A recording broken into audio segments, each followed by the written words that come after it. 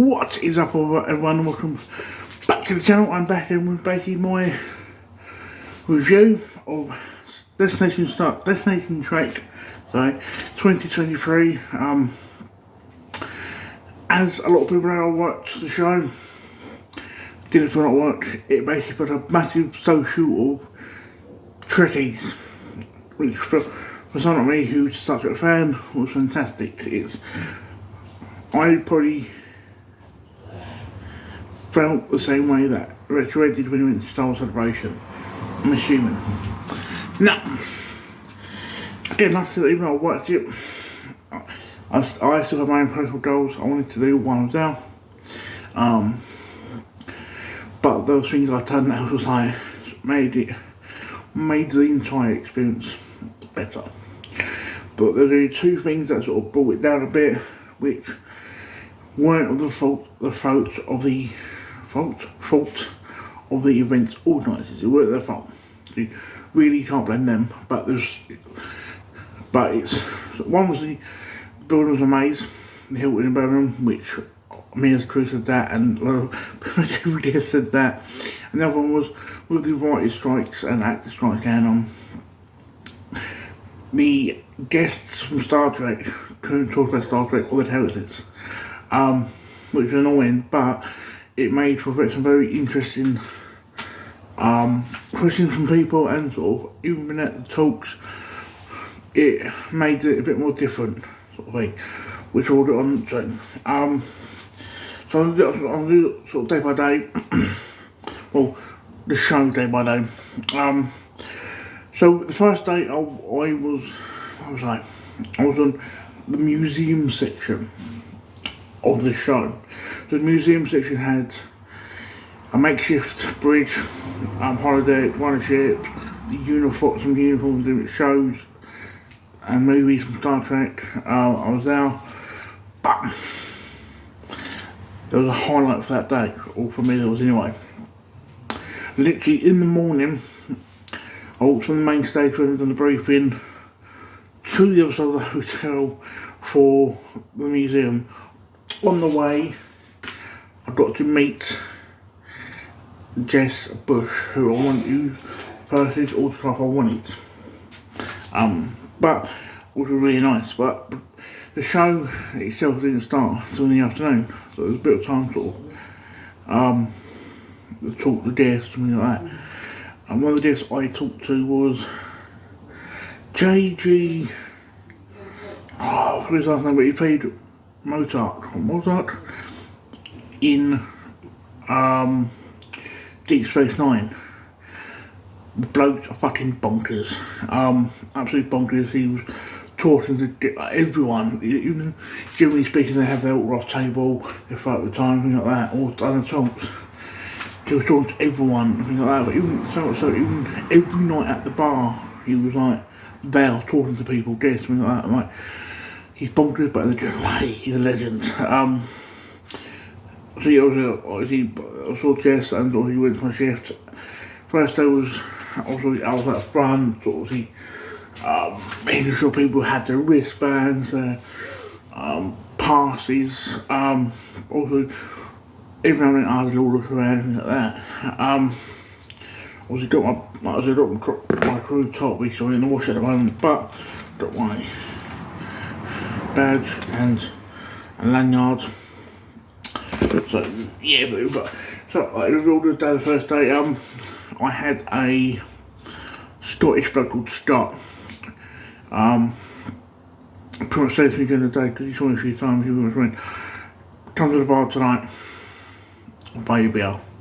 I was like, I'm not holding to that. I'm not really holding to that. And you know what I mean? It was to the bar, and finished up my shift.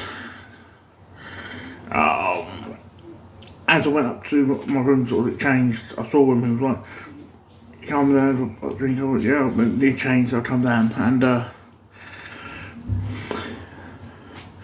he was like, he said, "I've done the karaoke bit now, and I was going to meet you there for a week." Okay, so I literally came down, went to karaoke, see who was still there. He was. Then went to the bar and got drunk. It was me, him, his Welsh bloke, which to the best sounds like the start of a joke. You know what I mean? Englishman, Scotsman and the Welshman went to a bar. Like, and there's like a lot of them. And so Scott bought me a pint. One of the crew bought me a pint, and his Welsh bloke, you know, with brush, I told him, was pretty much plowing me with vodka sort of thing. So, socialising, getting pissed, fantastic. Second day, I was, in the morning, I was hovering around, sort of, dealing with like inquiries and like that. And then eventually, it got to the point where, which, right, the saying, right, it was my goal for the weekend, but got my comic book signed by Jess Bush. When I spoke to her, I was like, I did talk about Star Trek, and I was like, so I said to her, how's your morning, things like that, and she went, I'm a lot more awake than I was when I saw you yesterday. Oh, that's a good thing. And so then I went off and was, yeah, don't know if it's my shift, which I did and went to, they eventually put me back in the museum again. And then obviously done my shift, finished my shift again, went downstairs again and socialised with the group I spent the first night with, and then got sort of drunk. And that's what I mean, the whole weekend was socialising with people. It didn't feel like work, didn't feel like 20, it was social with nerds. And so on the last day I was on main stage. And so basically I was watching the talks for free, and the only thing I had to do was pretty much hand people the microphone for questions. So I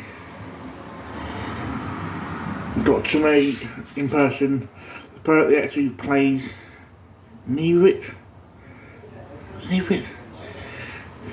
from Voyager. Neelix, sorry, from Voyager.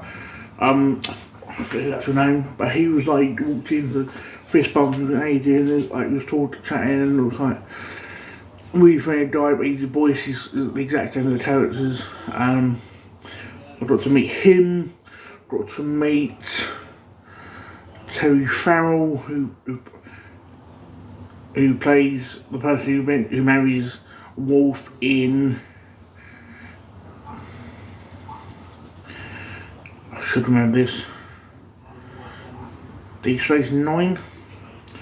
I got to meet her, found out she has ADHD, got recently done her ADHD. I really should people who know me now got ADHD. It was like a nice little sort of, like a little bit of conversation with her about that. JG came in with a police talk with, I forgot that's actually his name, but she played one of the these sisters from, like the Klingon sisters. Both really nice. Then last week was David's train. David something, I forget something, but he's in Discovery. He's butchering in Discovery. He's a London boy, it was just nice all sort of conversation. But again, like, the fact that I got to talk to these guests, it's like because by that point a lot of the guests and the crew in the same motel, they recognised us so much so, right, a little bit of a change of fame here, right, a little bit of bread and lights for Trekkies. The Sunday morning, because I saw Jess Bush the Friday and the Saturday, she sort of recognised me as a familiar face. She joined me for breakfast the Sunday morning. It was like a little bit of a claim to fame sort of thing, which was nice. Yes, so I just got to know us a bit. And the final thing I done that day was the final ceremony, which it was basically saying thanks to like the guests, the attendees who made the show. We all applauded that. Then they thanked the crew. We got a round of applause, which was quite a little bit of an emotional sort of thing. Then they sort of thanked the guests that came and things like that, and they announced next year's event, next year's location and dates, which as I want to go, but it's in bloody Blackpool. It's about a 5-6 hour journey ish from Essex. I don't do trains on my own. Like, I struggle from Basildon to London or Basildon stuff. Like, I was doing like Basildon to fucking Blackpool, but like, no, fuck that. So I'm on the fence about it. But I want to do what the reason I want to do is, especially again, this show's so fantastic, right? It as a crew member, it was fantastic to work here. I didn't not work. The guests sort of were fantastic. The attendees are amazing. It sort of, it made me feel proud not to be just a nerd, but a Star Trek fan.